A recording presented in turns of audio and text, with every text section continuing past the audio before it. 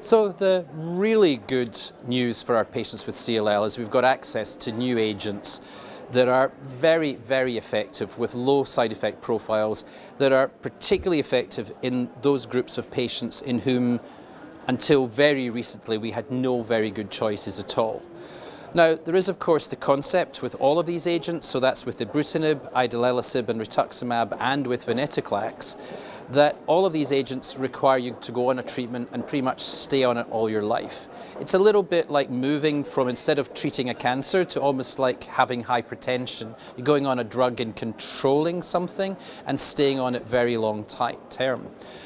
Now, there are two issues that you want to consider when being on these types of agents. The one is, what's the right agent for you based upon other treatments that you may have or other comorbidities? So, for instance, people with bleeding risks or people on anticoagulants. There are some potential risks with ibrutinib. Patients who've got any type of autoimmune disease, there would be concerns with idelalisib. So there are concerns that you have to think about. But in general terms, what we find is these agents are extremely well tolerated, pretty minor side effects. And of course, when it comes to venetoclax, the only real problem we're seeing is this issue of what we call tumor lysis. Venetoclax is so active, it kills off the CLL cells so quickly that you have to be careful about when you start it, that it's done very carefully with a ramp-up dose. But most clinicians don't consider that to be a risk of the drug. They consider it a good thing, just something that has to be monitored very carefully.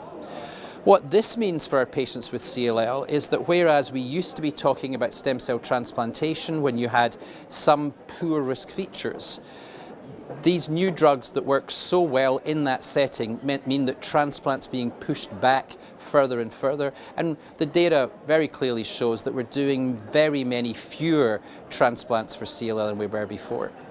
So when I'm meeting with patients and talking to them about, transplant might be on the horizon, and we're talking about, either we can continue the drug that you're on right now, you're tolerating it well, but we've got to be aware that at some point in the future, the disease is going to come back.